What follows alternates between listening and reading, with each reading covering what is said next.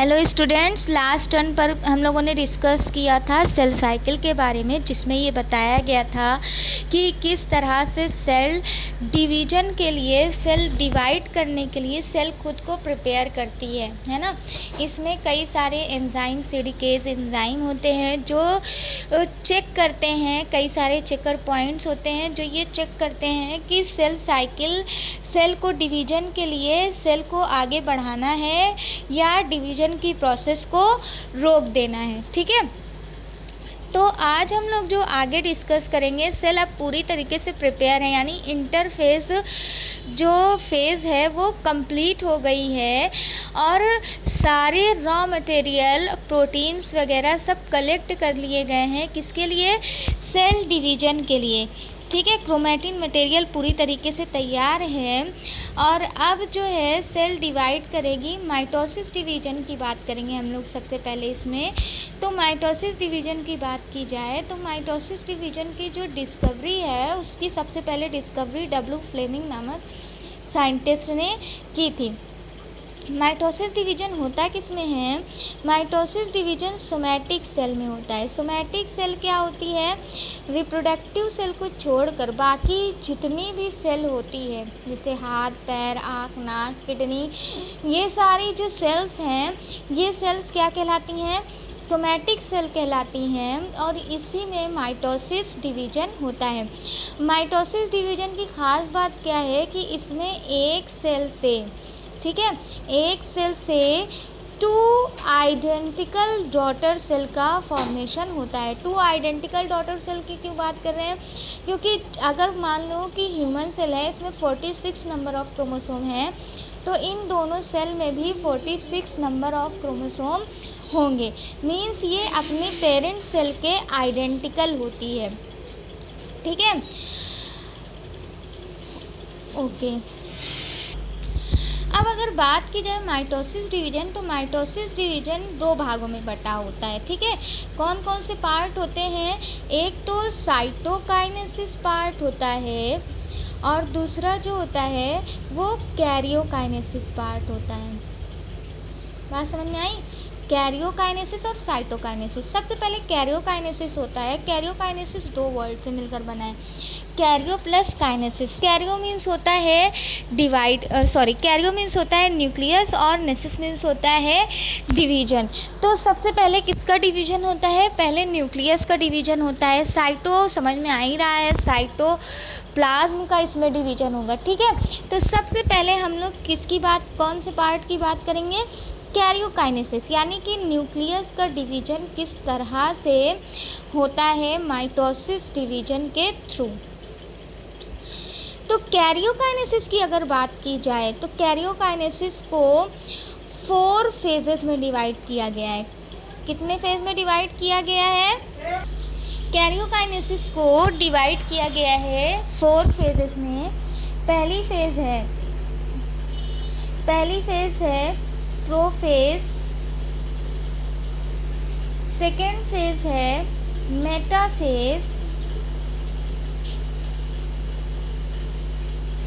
Third phase है anaphase, fourth phase है telophase. ठीक है, तो हम एक एक करके चारों फेज के बारे में डिस्कस करेंगे।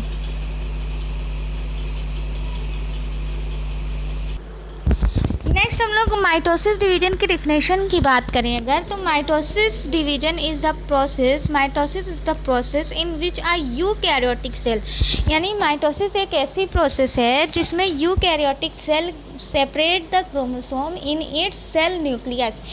सेल के न्यूक्लियस में यूकैरियोटिक सेल का क्रोमोसोम सेपरेट होता है into 2 identical sets in 2 daughter cell, और 2 आइडेंटिकल सेट्स में जिससे 2 डॉटर सेल का फॉर्मेशन होता है। अभी हमने बताया था कि माइटोसिस सेल में एक सेल से 2 डॉटर सेल का फॉर्मेशन होता है और जो डॉटर सेल होती हैं वो अपनी मदर सेल के आइडेंटिकल होती हैं। मीन्स सब कुछ, सारे क्रोमोसोम वगैरह सब सेम होते हैं। तो हम लोग पहली फेज़ पढ़ेंगे प्रोफेज, ओके, जो कि जिसका टाइम ड्यूरेशन कितना होता है 15 मिनट का होता है। ओके, सेल साइकिल में इंटरफेज के बाद जो पहली फेज़ आती है वो प्रोफेज़ होती है। ठीक है, प्रोफेज़ में होता क्या है कि क्रोमोसोम कंडेंस होना स्टार्ट हो जाते हैं। पहले क्रोमोसोम थ्रेड लाइक स्ट्रक्चर होते हैं, इस तरह से अब क्रोमोसोम क्या होते हैं, कंडेंस होने लगते हैं और कंडेंस हो करके क्रोमोसोम का फॉर्मेशन करते हैं, यानी कि ये बहुत ज़्यादा कॉइल हो जाते हैं। इस तरीके से खूब कॉइल हो जाते हैं, कॉइल हो करके थिक हो जाते हैं और माइक्रोस्कोप से विजिबल होते हैं। ठीक है, तो ये जो दो दिखाई दे रहा है स्ट्रैंड, ये जो है ये सिस्टर क्रोमैटिड कहलाता है। क्या कहलाता है, सिस्टर क्रोमैटिड कहलाता है। जहाँ से ये दोनों क्रोमैटिड जुड़े होते हैं उसको सेंट्रोमियर कहते हैं। क्या कहते हैं, सेंट्रोमियर कहते हैं। ठीक है, जो कि माइक्रोस्कोप के अंदर विजिबल होता है, दिखाई देता है। बात समझ में आ रही है। और यहाँ पर क्या बोला है, 2 sister chromatids of each chromosome attach to a point, यानी 2 सिस्टर क्रोमोसोम जो होते हैं वो एक पॉइंट से जुड़े होते हैं और इस पॉइंट को ही क्या कहते हैं, सेंट्रोमियर कहते हैं। और ये जो स्टेज होती है, इस स्टेज में यहाँ पर आप लोग को दिखाई दे रहा है न्यूक्लियर मेम्ब्रेन है जिसके अंदर क्रोमोसोम पाए जा रहे हैं। ठीक है, इस स्टेज में जो न्यूक्लियोलस होता है और न्यूक्लियर मेम्ब्रेन होता है वो डिसअपियर होना स्टार्ट करता है। ठीक है, डिसअपियर होता नहीं है लेकिन डिसअपियर करना स्टार्ट करता है और यहाँ पर स्पिंडल फाइबर का फॉर्मेशन शुरू हो जाता है। स्पिंडल फाइबर का फॉर्मेशन शुरू होता है। ओके, कहाँ पर, प्रोफेज में। तो प्रोफेज में क्या क्या चीज़ें होती हैं, एक तो क्रोमोसोम कंडेंस होता है, कॉइल होता है। दूसरी बात, जो 2 सिस्टर क्रोमैटिड्स होते हैं वो एक दूसरे से सेंट्रोमियर से अटैच होते हैं। न्यूक्लियोलस और न्यूक्लियर मेम्ब्रेन डिसअपियर होना शुरू होती है और स्पिंडल फाइबर का फॉर्मेशन स्टार्ट होता है इस स्टेज में। ओके, नेक्स्ट हम लोग पढ़ते हैं प्रोमेटाफेज। प्रोमेटाफेज में क्या होता है कि इसमें न्यूक्लियर मेम्ब्रेन पूरी तरीके से डिसअपियर हो जाती है। ठीक है, ये यहाँ पर न्यूक्लियर मेम्ब्रेन दिख रही है। न्यूक्लियर मेम्ब्रेन क्या होती है, न्यूक्लियोलस डिसअपियर हो जाते हैं। Kinetochores will get attach to the centromere. Kinetochores क्या होते हैं, जो स्पिंडल फाइबर बन रहा है। ठीक है, ये एक प्रोटीन होती है, एक प्रोटीन यहाँ पर अटैच होती, कहाँ पर, जो इसका सेंट्रोमियर होता है जिसको काइनेटोकोर्स कहते हैं। और इस प्रोटीन के थ्रू ही स्पिंडल फाइबर जो है वो सेंट्रोमियर से अटैच होते हैं। ठीक है, जिसको काइनेटोकोर्स कहते हैं। क्लियर है, सेंट्रोमियर के पास एक प्रोटीन पाई जाती है जिसको काइनेटोकोर कहते हैं और उसी काइनेटोकोर पर स्पिंडल फाइबर अटैच होते हैं। तो ये बात हो गई किसकी, प्रोमेटाफेज की। नेक्स्ट हम लोग बात करते हैं मेटाफेज की। मेटाफेज में क्या होता है, अब स्पिंडल फाइबर जो है काइनेटोकोर्स के थ्रू क्या हो गए हैं, क्रोमोसोम से अटैच हो गए हैं। ठीक है, और क्रोमोसोम और ज़्यादा कंडेंस हो जाता है और साथ ही साथ ये इक्वेटोरियल प्लेन पर आ जाता है। इक्वेटोरियल प्लेन यानी कि जो कह सकते हो बीच की जो रेखा है उस पर आ जाता है। किसके थ्रू आता है, स्पिंडल फाइबर के थ्रू आता है। बात समझ में आई, किसके थ्रू आता है, स्पिंडल फाइबर के थ्रू। काइनेटोकोर और सेंट्रोमियर एक ही बात है, क्योंकि सेंट्रोमियर से जो काइनेटिन प्रोटीन जुड़ी होती है इसी वजह से उसको काइनेटोकोर कहा जाता है। ओके, तो अब स्पिंडल फाइबर के थ्रू ये जो सेंट्रोमियर हैं एक दूसरे से क्या हो गए हैं, अटैच हो गए हैं।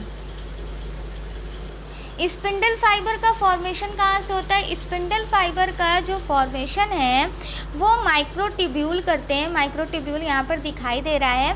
माइक्रोट्यूब्यूल एक फाइबर लाइक स्ट्रक्चर बनाते हैं जो कि ट्यूब्यूलिन प्रोटीन का बना होता है। किसका बना होता है, ट्यूब्यूलिन प्रोटीन का बना होता है और इसी स्पिंडल फाइबर के थ्रू सेंट्रोमियर या काइनेटोकोर से क्रोमोसोम जो है वो अटैच हो जाते हैं। और